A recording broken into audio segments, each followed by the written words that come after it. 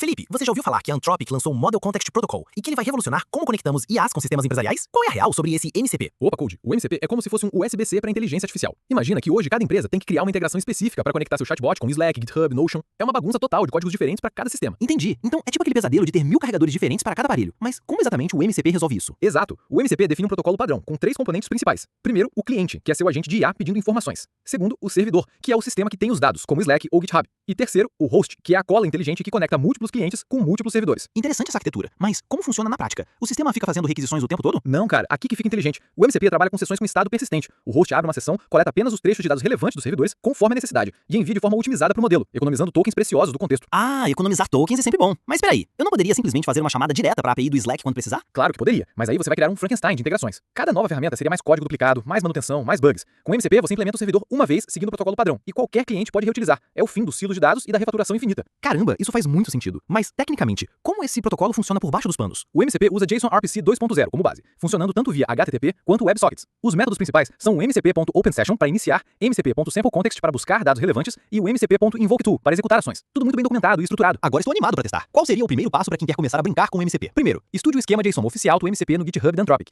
Entenda os eventos de sessão e o ciclo de vida das conexões. A documentação tem diagramas muito claros mostrando os fluxos de ida e volta entre os componentes. Depois, você precisa decidir seu papel no ecossistema. Se quer disponibilizar dados da sua empresa, você vai implementar um servidor MCP. Se quer consumir dados de vários sistemas, vai construir um cliente que roda dentro de um host. Legal. E se eu quiser criar um servidor MCP para expor dados da minha empresa, como faço na prática? Use o SDK oficial em Python que a Anthropic liberou. Você cria um endpoint HTTP que aceita JSON RPC, implementa um método OpenSession retornando suas capabilities, o SampleContext que fatia seus dados em objetos Structured Text otimizados e o ExecuteAction que mapeia ações do usuário para suas APIs internas. Por exemplo, um servidor MCP para Slack. Ele se conecta na API do Slack, transforma mensagens dos canais em blocos de contexto de até 500 tokens cada um e anexa metadados como canal, timestamp e autor para facilitar a busca semântica. E do lado de consumo, se eu quiser usar esses dados no meu assistente de suporte ao cliente, aí você escreve um cliente MCP que roda dentro de um host. Quando chega uma pergunta do usuário, seu cliente decide inteligentemente consultar o servidor Slack para conversas relevantes, talvez o servidor Git para documentação técnica, combina tudo e manda num prompt otimizado para o modelo. Os SDKs oficiais em TypeScript, Java, C# e Python já cuidam do handshake, reconexão automática e rate limiting. Você foca apenas na lógica de negócio e seleção inteligente de contexto. Isso é massa, mas como gerencio as sessões para não estourar a janela de contexto do modelo? Cada sessão MCP tem um ID único, um budget de tokens e um cursor de posição. O host pode solicitar mais amostras de dados gradualmente, usando pagination, mantendo um buffer slide window inteligente para não repetir conteúdo e maximizar a relevância do contexto. E a segurança? Como protejo dados corporativos sensíveis nessa arquitetura? Segurança é fundamental. Use OAuth 2.0 ou Service Keys para autenticação. Criptografe todos os tokens em repouso. Limite escopos de acesso por usuário e registre a auditoria completa no host. O MCP não muda as práticas de segurança, apenas as padroniza e facilita a implementação. Parece que o MCP realmente pode mudar o jogo das integrações empresariais. Com certeza.